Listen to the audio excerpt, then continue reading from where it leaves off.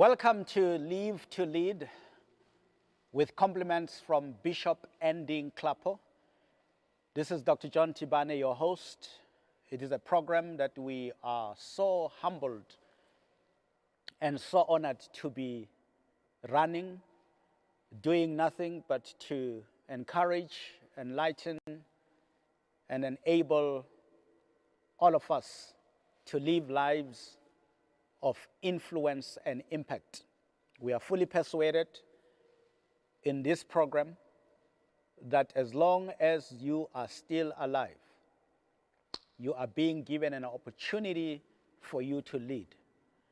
And leading here has nothing to do with being in a position or having a title, but leading meaning that you are influencing people and impacting people. You are being your best in your area of influence, because we believe that every human being on earth has an area of influence. You have a domain in which you are to dominate by being your best in that which you are called to do. And that's what we do all the time through this channel. And thank you for joining us today. And I hope that you do get other people to know about this program. And we hope that, of course, you can get into the habit of watching this together with your colleagues, together with your family, together with your associates. We're encouraging everyone to become a leader, because we believe that all of us were born with a potential to lead, to influence people, to be our best in our areas of influence. This is part 3 of Wisdom for Leading in Crisis. Part 3 for wisdom, or rather part 3 of Wisdom for Leading in Crisis. Part 1 dealt with crisis management. Part 2 dealt with surviving a crisis. And if you have not seen these parts, please do check us on GNF YouTube channel or Facebook live streaming. You should be able to get this material.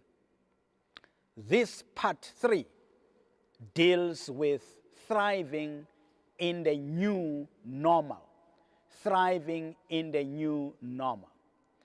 In all the 3 parts, we have a common verse, which is 2 Chronicles chapter 1, verse 10.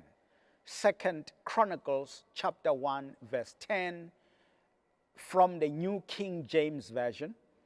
And we catch Solomon here praying unto God, or having a conversation with God, after God had given him a chance and an opportunity to lead the nation of Israel. And God said to him, what would you want me to give you so you are able to lead the nation? And we learn that King Solomon didn't ask for money, didn't ask for an office block, didn't ask for any other thing, but he asked for wisdom and knowledge. And this is how he responds to God asking. And we read, and it says, now give me wisdom and knowledge, that I may go out and come in before this people. For who can judge this great people of yours?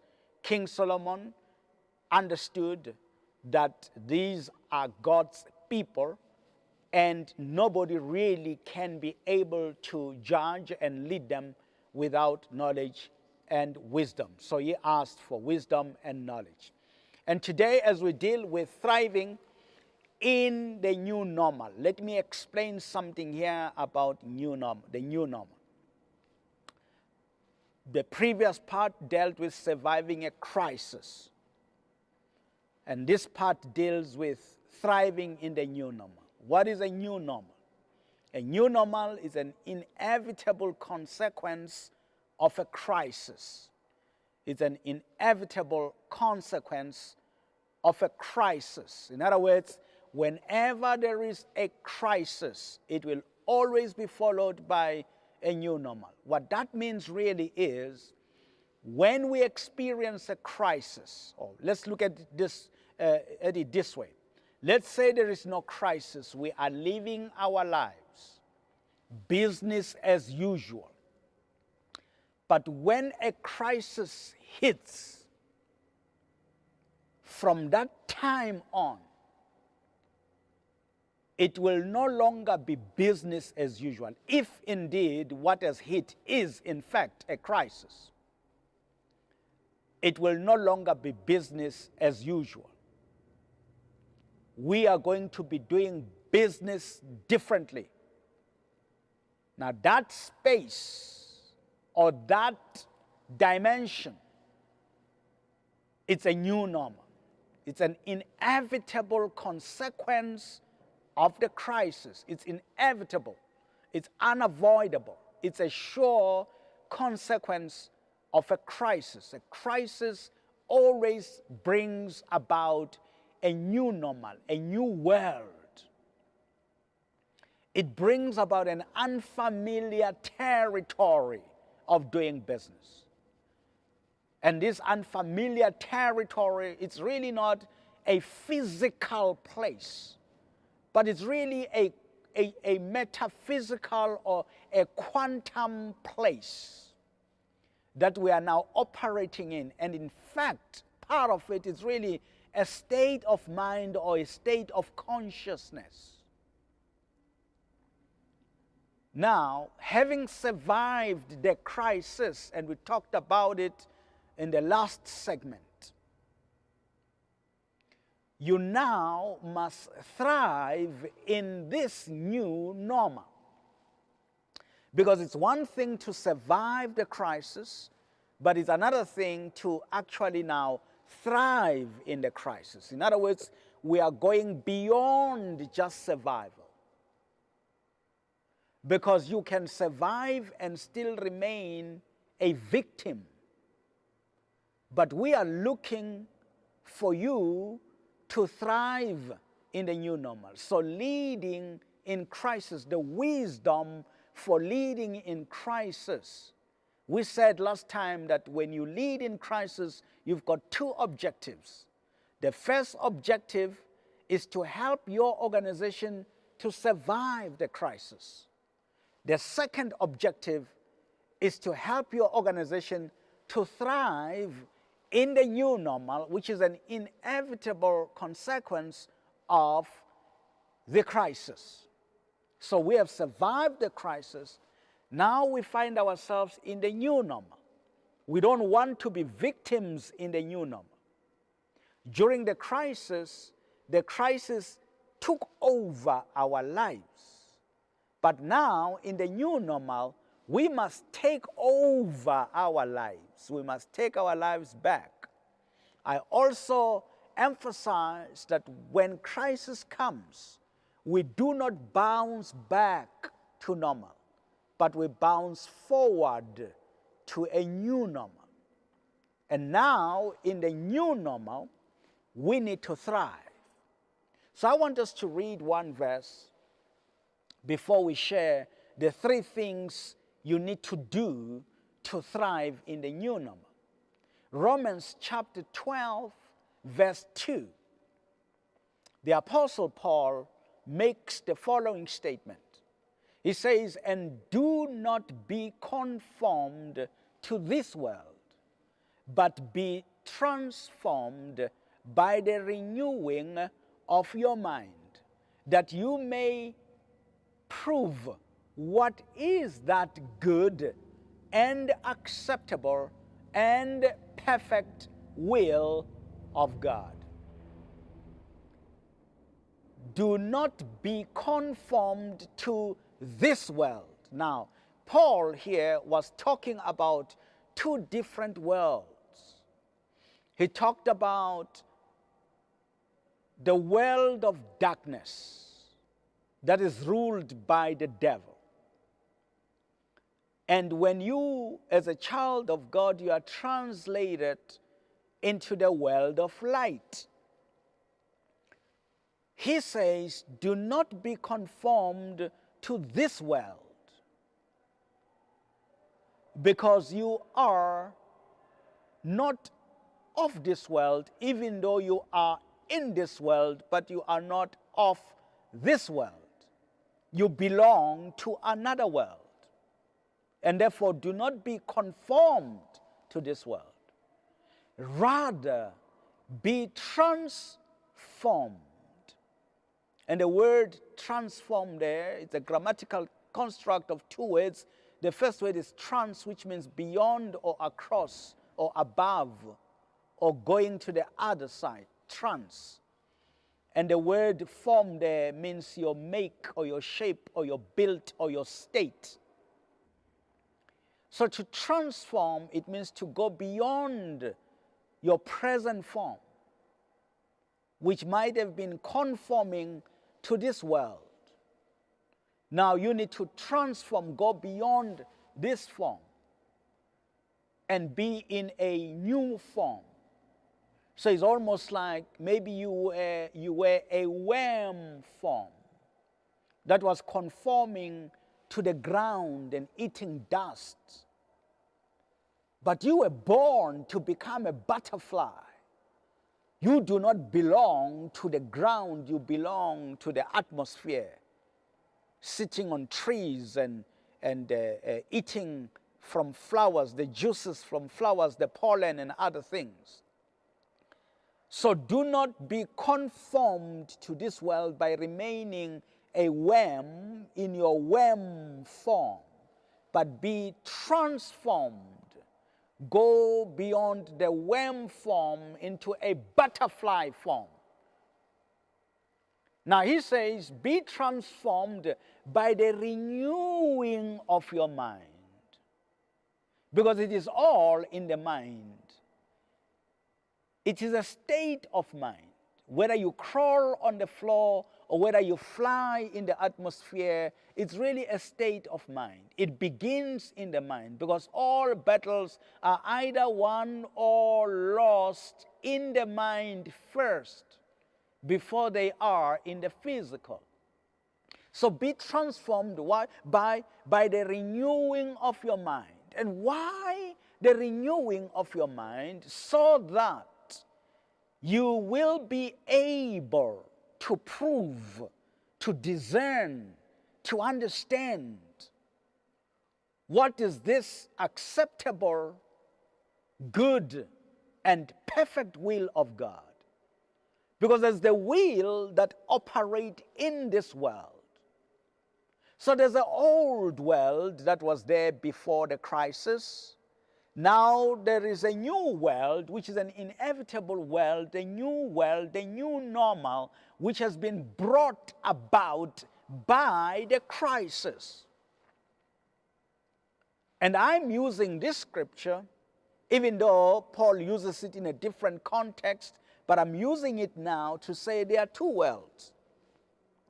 Not just the world of darkness and the world of light, as Paul talks about it, but the old world, which was before the crisis, and the new world, which has come because of the crisis. And I'm saying to you that you must not be conformed to the old world, because the old world is gone. The crisis has wiped away the old world. The old normal is gone. Now you must be transformed by the renewing of your mind, so you may know how to prove the good, acceptable, and the perfect will, the perfect way of doing things, of doing life, of doing business in this new world. You need a new form. The old form was okay for the old world, the old normal. Now you must transform. You need a new form.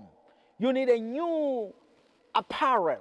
You need new tools. You need new strategies. You need new ways of doing business. You need a new form that is appropriate for the new world, the new normal. But you get that new form by renewing your mind, so you may know what is required in the new world. So what are the three things that you need to be doing to thrive in the new normal? One is fully understand the new world. Two, renew and reset. And three, take 5. Let's start with the first one. Fully understand the new world. Fully understand the new normal. How are you going to understand it? Well, we have just said that you need a new mind. That will help you understand the new world.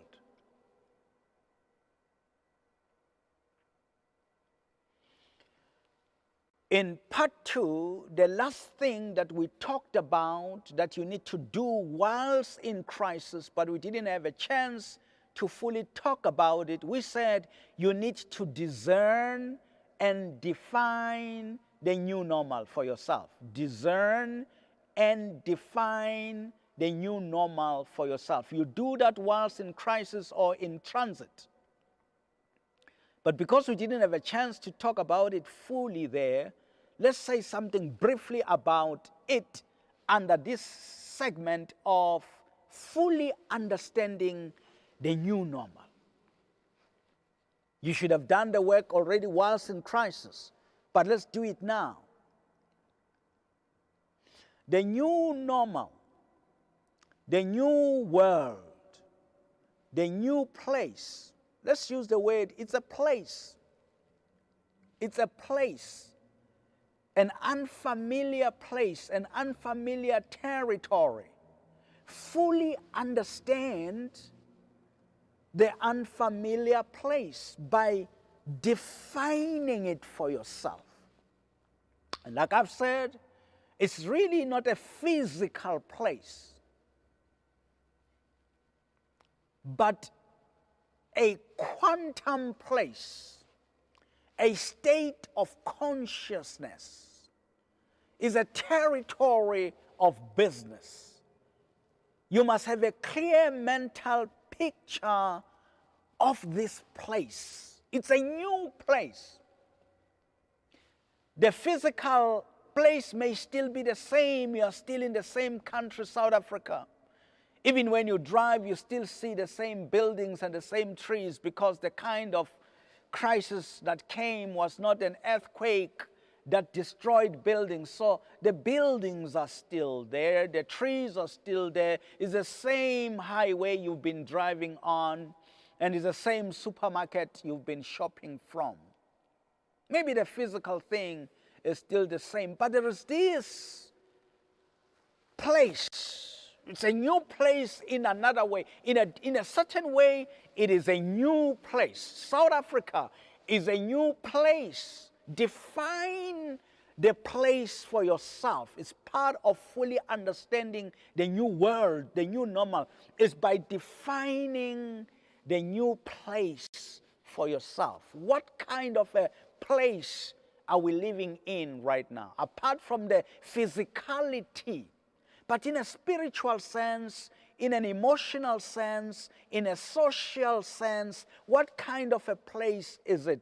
In terms of market forces, what kind of a place is it? In terms of customer description, consumerism, what kind of a place is it? What kind of customers do we have now? What are the attitudes of our customers who have been hurt by the crisis? What about the market forces in this place? Define the place for yourself.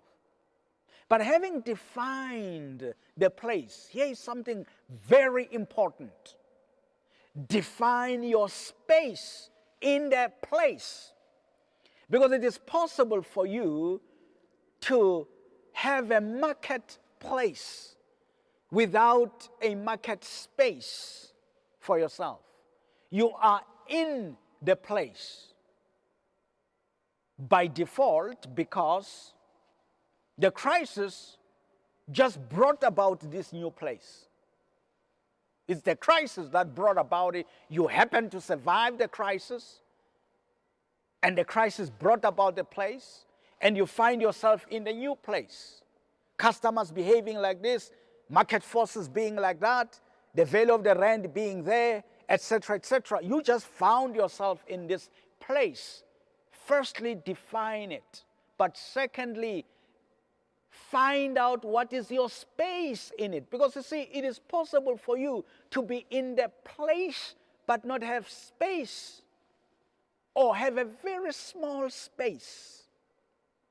So the place is basically the marketplace, but the space is really your market share. In this place, do you have a space? Or the other players have pushed you to the corner. You are almost squeezed, you can't even breathe.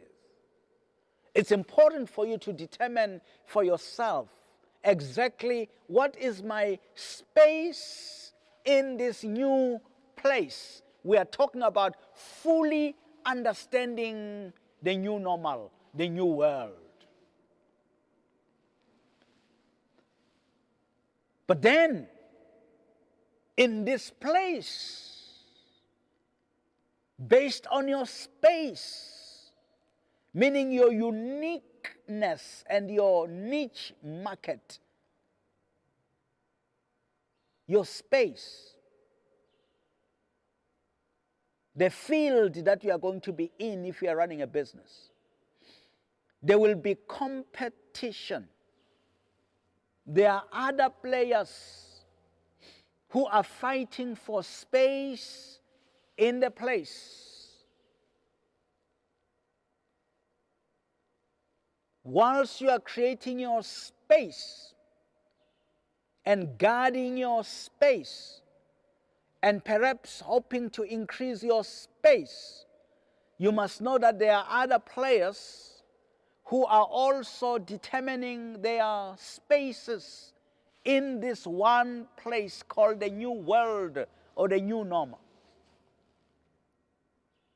And because there are others who are also wanting to create their spaces, it means that there is an inevitable competition for market share.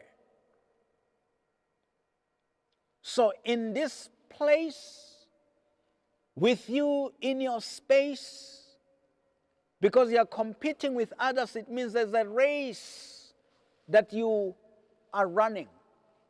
Clearly define and understand that race.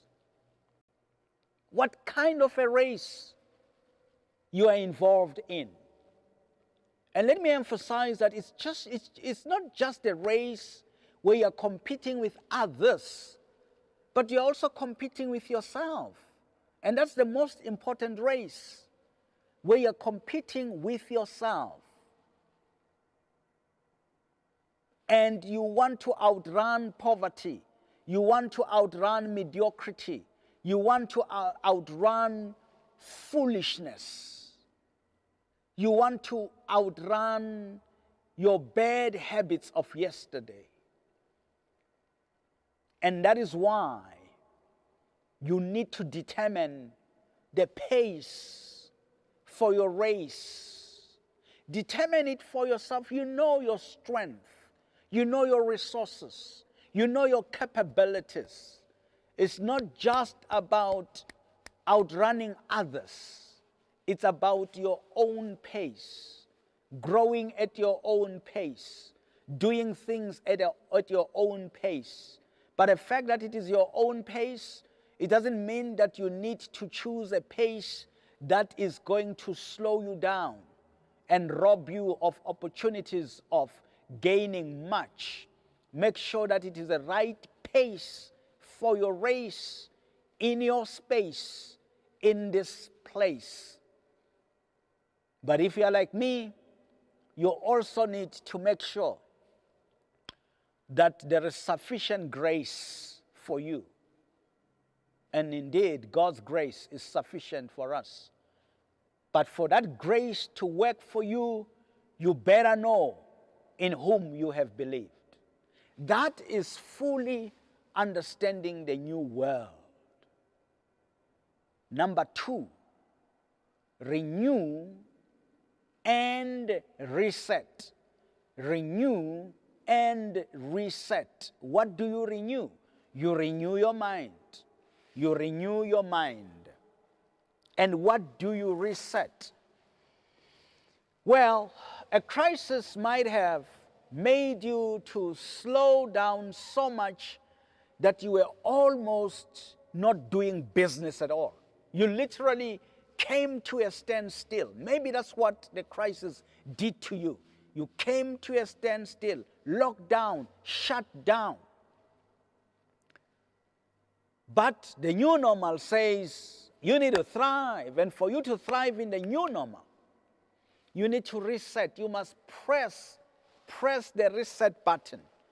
If this gadget has gone dead for whatever reason, we must reboot it. We must reset. Now, in the business world, resetting means that there are 7 things, 7 elements that must come into action again.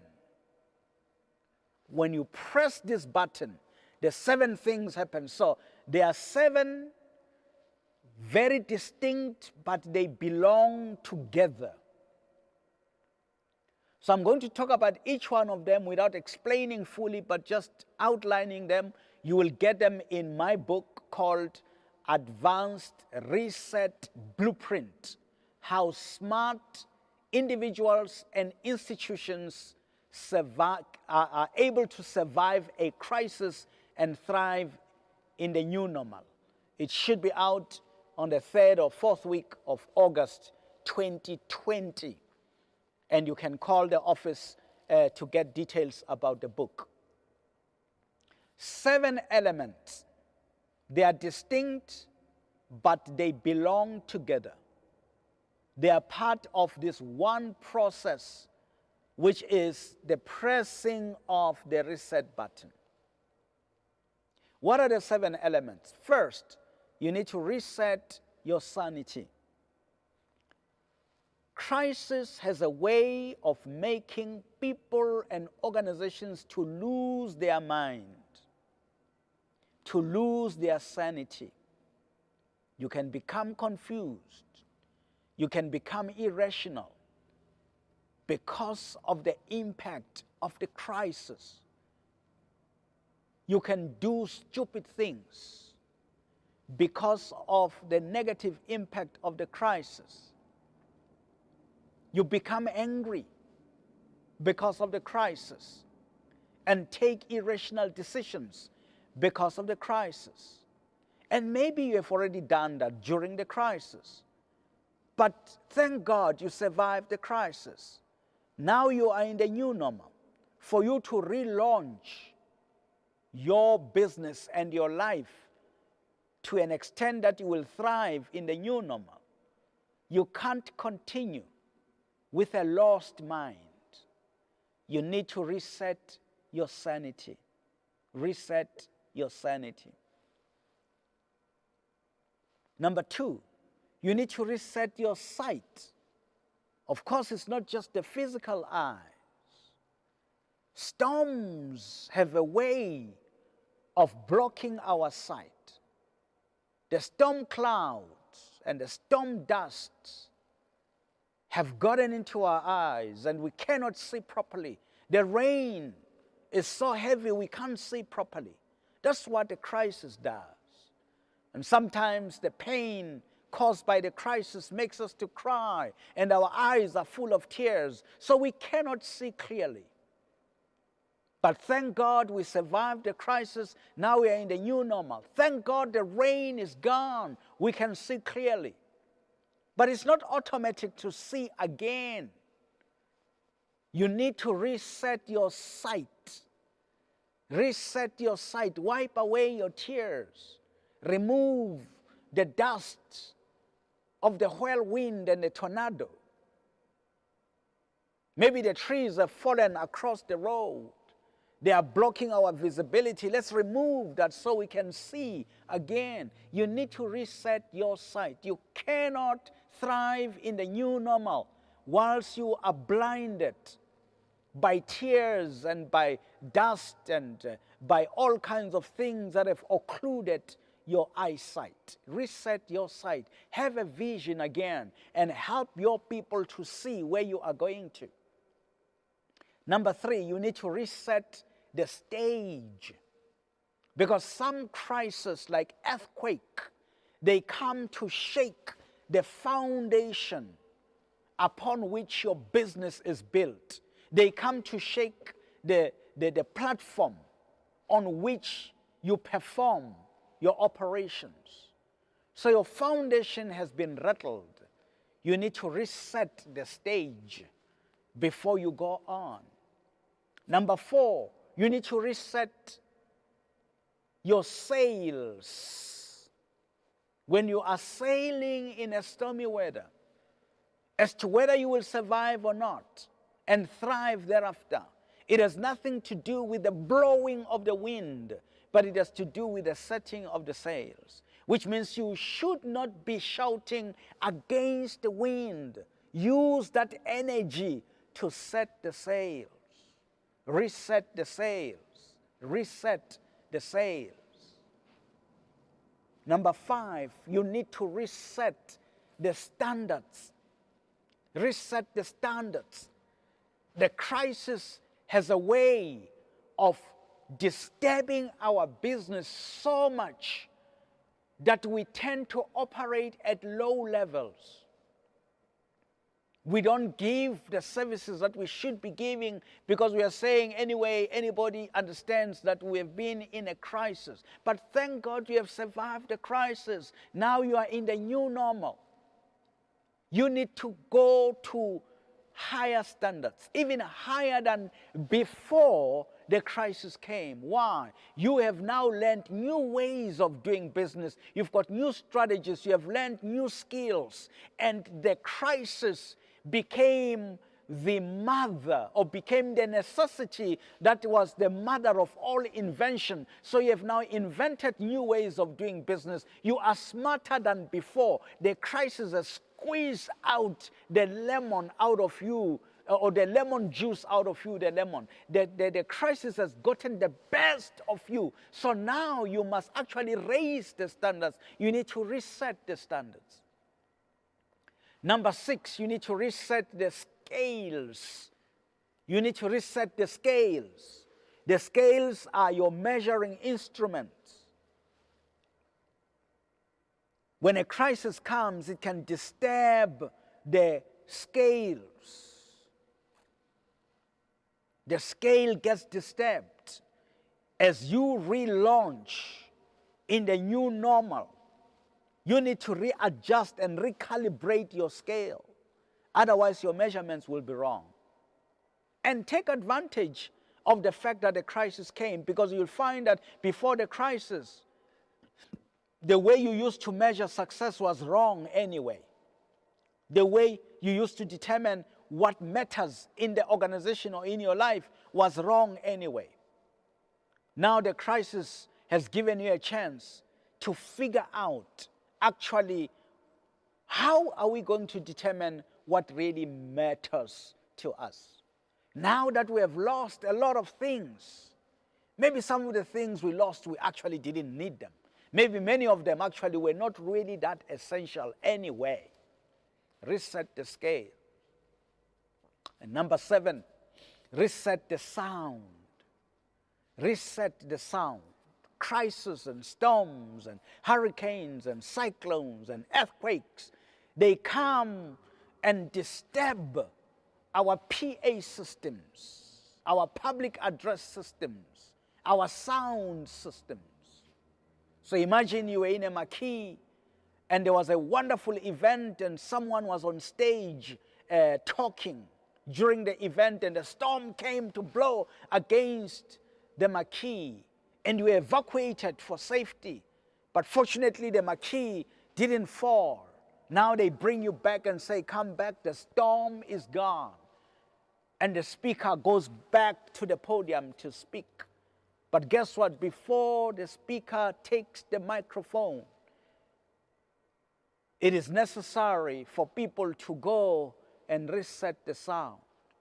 Because certainly the storm has disturbed the sound system.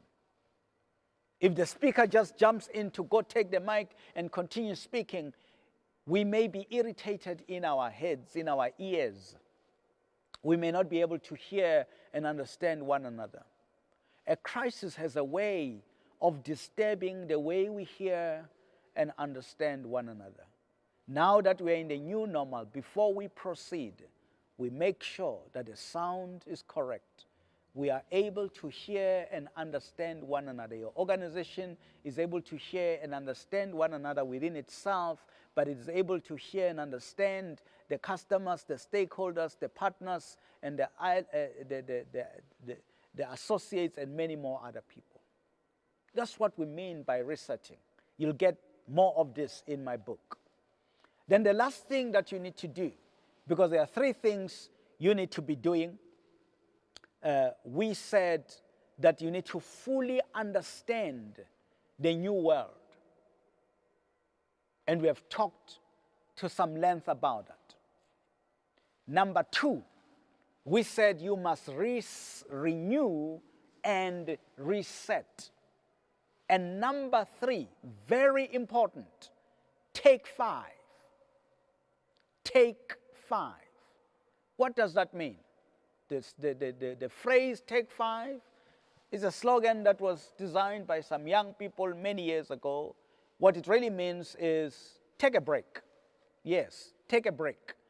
But it's called take 5 because it was almost like it's just 5 minutes. It's not too much, 5 minutes. But of course, it's also a slogan that we use. Young people would say, hey, take 5 or high 5.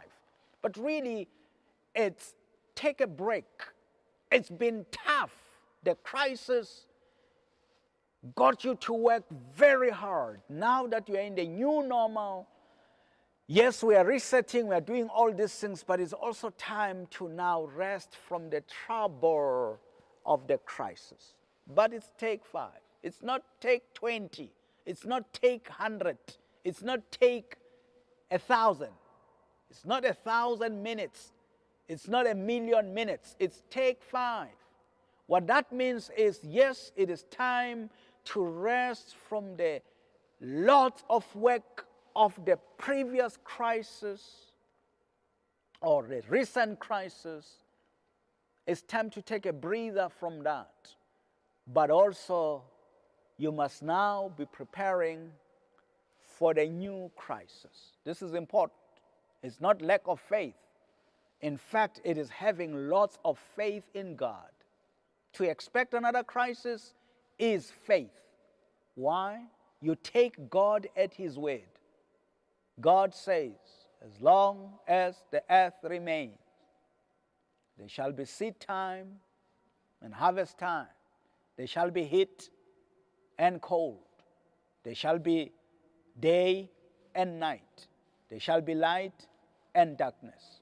There shall be winter and summer. That's what the Bible says. If you take God at His word, you are expecting that another recession may come, another pandemic may come. You may not know when it will come, but you are ready for it. That's what we mean by take 5. Relax a little bit, but don't relax too much to a point of unconsciousness. Don't relax too much to a point of coma. You are relaxing because you have worked hard during the crisis. And now you are celebrating as you do business in the new normal. But you are doing that understanding that you are living in the meantime. Because looming in a distance is another storm cloud. It may be as small as the size of your palm. But if it is a cumulonimbus cloud, the kind of a cloud called cumulonimbus cloud, we know that cloud will surely cause some heavy rain that will have flooding. You may not know when it will be, but it is on its way. And therefore, don't relax too much. That is wisdom for leading in a crisis. And this was part 3 to conclude our 3-part series on wisdom for leading in crisis. Part 1 dealt with crisis management. Part 2 dealt with surviving a crisis.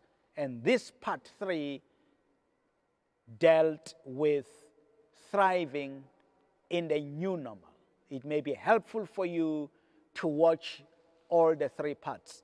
And fortunately, they are available on our GNF YouTube channel and Facebook live streaming. You can always access them.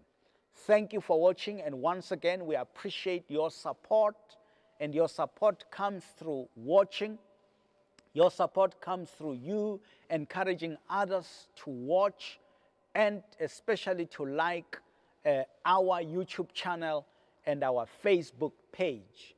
And your support also comes by supporting us even financially, so that we can keep this television station operational in terms of the license obligations. May God bless you. May God help you to thrive in the new normal. Don't just stay as someone who has survived and remain a victim, but may God bless you. And we know that the blessings of the Lord make us rich, and He, God, adds no sorrow with the blessing and with the riches that come. God bless you, therefore. Amen.